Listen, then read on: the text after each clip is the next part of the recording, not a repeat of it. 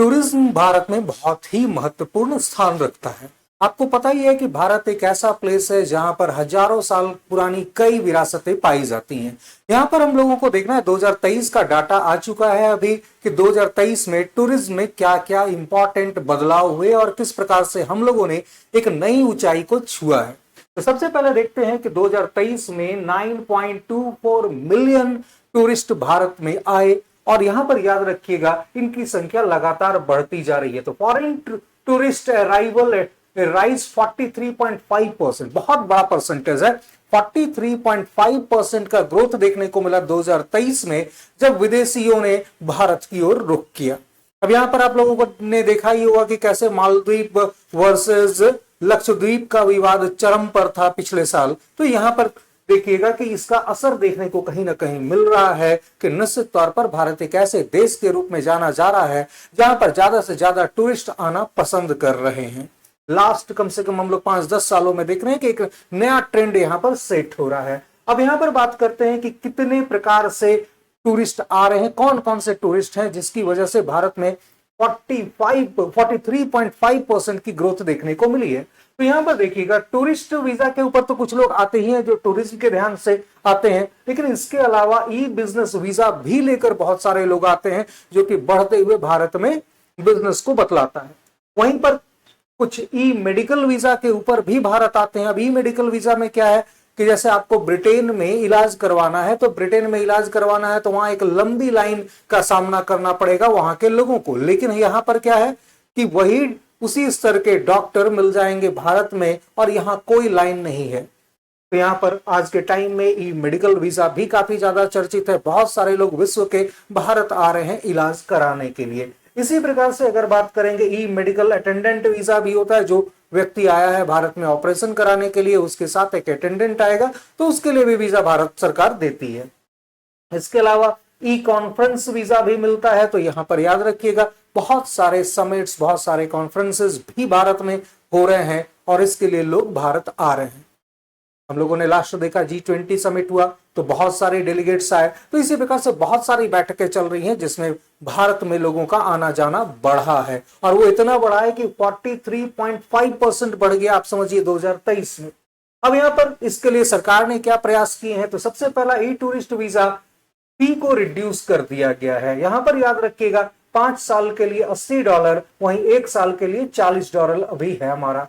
तो 1 month free visa has been reduced to $10 during lean season and 25 for peak season। तो इसे भी reduce कर दिया गया है कि जो भी ई वीजा का शुल्क हुआ करता था काफी कम हो गया है। यहीं पर गवर्नमेंट ने 29 ऐसे साइट्स की पहचान की है जिसे टूरिज्म के हिसाब से डेवलप किया जा रहा है, जिसे प्रसाद योजना के अंतर्गत विकास किया जाएगा। जिसका प्रसाद का फुल फॉर्म आप लोगों से कई एग्जाम में ऑलरेडी पूछा जा चुका है, आगे भी पूछा जाएगा। Pilgrimage rejuvenation and spiritual heritage augmentation drive को हम लोग कहते हैं प्रसाद योजना। फुल फॉर्म अच्छे तरीके से याद कर लीजिएगा क्योंकि बहुत ही महत्वपूर्ण है और ये करीब करीब अक्रॉस 28 स्टेट्स एंड यूटीज में हमारे 29 न्यू साइट्स हैं। वहीं पर अगर हम लोग बात करेंगे कि इस पूरे के पूरे वीजा के खेल में या कह लीजिए टूरिज्म के खेल में भारत कहां स्टैंड करता है, तो भारत याद रखिएगा विश्व में टॉप मोस्ट पोजीशन पर स्टैंड कर सकता है अगर थोड़ी सी और मेहनत भारतीयों के द्वारा की जाए तो। सबसे पहला है इन्वायरमेंट बेहतर किया जाए, लेकिन समस्या क्या होती है कि अगर गलती से कोई फॉरेनर आपके और हमारे गांव मोहल्ले कस्बे शहर में आ जाए तो हमारा रवैया कम से कम उनसे दोस्ताना तो नहीं होता है। कुछ लोग अलग अलग प्रकार से उन्हें परेशान करते हैं, चाहे वो रिक्शा वाले हो, होटल वाले हो या फिर आम जनता हो। तो यहां पर याद रखिएगा बहुत जरूरी है कि उनके साथ आप बेहतर रिश्ते बनाएं। बेहतर रिश्ते का मतलब है उन्हें भी पर्याप्त सम्मान दें, उन्हें पर्याप्त स्पेस दें। निश्चित तौर पर वह बार बार भारत आना चाहेंगे। कारण क्या है कि अगर अमेरिका में 500 साल पुरानी कोई अगर कह सकते हैं धरोहर देखनी हो तो ऐसा कुछ भी नहीं मिलेगा कि 500 ईयर्स ओल्ड कुछ हो। तो 1-2 मॉन्यूमेंट्स हो सकते हैं, उससे ज्यादा नहीं होगा। लेकिन अगर भारत में अगर बात करेंगे 500 ईयर्स अगर पुराना कोई मॉन्यूमेंट्स देखना है तो ऐसे कम से कम 5000 मॉन्यूमेंट्स आपको पूरे भारत देश में मिल जाएंगे। अगर किसी को देखना है 1000 साल या 2000 साल पुराना तो ऐसे हजारों साइट्स मिल जाएंगे। याद रखिएगा टूरिज्म के ऊपर ही स्विट्जरलैंड, की और ग्रीस की इकोनॉमी चलती है। तो टूरिज्म इन दो देशों के लिए, जो यूरोप के बड़े देश हैं, उनके लिए टूरिज्म ही एकमात्र आय का सबसे बड़ा साधन है। ग्रीस, यूनान जान रहे हैं आप लोग।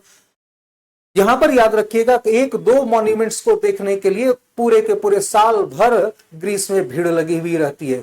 वहीं पर अगर बात करेंगे स्विट्जरलैंड का, तो वो सिर्फ एक हरे भरे मैदान, ग्रीनरी को देखने के लिए लोग आते हैं और पूरे विश्व से लोग जाते हैं स्विट्जरलैंड छुट्टियां मनाने के लिए। तो अब आप समझ सकते हैं कि टूरिज्म में कितनी ताकत है। और टूरिस्ट जो आपके यहाँ आ रहा है वो क्या दे रहा है आपको? सबसे पहला वो दे रहा है फॉरेन करेंसी। बिना कोई मेहनत किए, बिना एक्सपोर्ट किए आपको देता है फॉरेन करेंसी। फॉरेन करेंसी के अलावा वह होटल वालों के लिए, वह ट्रैवलर्स के लिए, ट्रैवलिंग जो पूरे के पूरे संस्थान चलाते हैं उन लोगों के लिए एक प्रकार से कह लीजिए रोजगार भी उपलब्ध करा देता है। तो यहां पर याद रखिएगा, चाहे होटल वाला हो, टैक्सी वाला हो, या फिर कोई भी आम व्यक्ति जो कहीं ना कहीं इन टूरिस्टों से रिश्ता नाता रखता है या उनको कुछ बेचता है, उनसे कुछ खरीदता है, तो निश्चित तौर पर सारे के सारे लोग यहां पर याद रखिएगा फायदे में होते हैं। अब मैंने एक टर्म यूज कर दिया, आप लोगों को कई बार कंफ्यूजन होगा कि बेचता है, वो तो समझ में आ गया, लेकिन टूरिस्टों से आप खरीदते क्या है?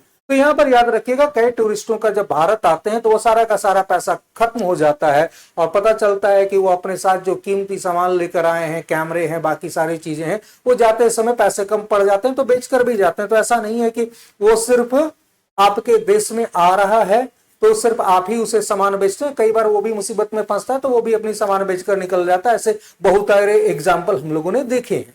तो यहां पर याद रखिएगा, इस प्रकार से एक फ्रेंडली माहौल की जरूरत है।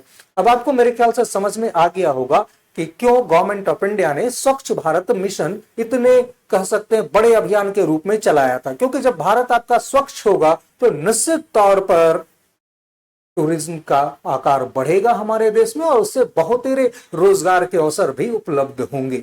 तो स्वच्छ भारत के साथ जुड़े रहिए, बने रहिए और टूरिज्म के ऊपर भी ध्यान दीजिए कि टूरिज्म हमारा देश में कैसे ग्रो कर रहा है। याद रखिएगा, अपने देश को साफ रखना है केवल, और अपने देश को साफ रख के रोजगार के अवसर खुद ब खुद सृजित होते हैं। कहा जाता है कि जहां स्वच्छता होती है वहां मां लक्ष्मी का वास होता है। तो निश्चित तौर पर वही कहावत यहां पर भी चरितार्थ हो रही है कि हमारे यहाँ 43.5% टूरिस्ट फॉरेनर्स जो हैं वो ग्रो कर गए हैं सिर्फ 2023 साल में, ऐसा देखने को मिला है। वहीं पर अगर बात करेंगे, हमारे यहाँ फ्री वीजा दिया जा रहा है, फ्री वीजा ऑन अराइवल। तो 167 कंट्रीज को हम लोगों ने फ्री वीजा ऑन अराइवल दिया हुआ है। और फ्री वीजा ऑन अराइवल में है कि वो भारत में आएंगे हमारे पोर्ट के ऊपर, तो यहां पर याद रखिएगा उनको क्या मिल जाएगा? वीजा मिल जाएगा। तो ऐसे 30 डेजिग्नेटेड एयरपोर्ट्स हैं और 5 ऐसे डेजिग्नेटेड सी पोर्ट्स हैं जिनके ऊपर ई वीजा अवेलेबल होता है उन लोगों के लिए कि वो आए अपना पासपोर्ट लेकर, उन्हें तुरंत के तुरंत वीजा दे दिया जाएगा। तो कितने कंट्रीज हैं? 167 कंट्रीज हैं जिनके लोग फ्री टूरिज्म का आनंद भारत में ले सकते हैं। हाँ, कुछ पड़ोसी देशों को छोड़कर हम लोगों ने बाकी सबके लिए अपने रास्ते खोल दिए हैं।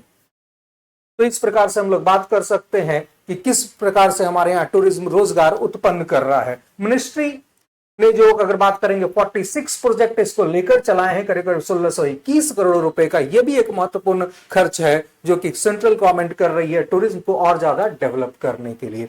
चलिए अगले वीडियो में मिलेंगे कुछ और नई अच्छी जानकारी के साथ। धन्यवाद।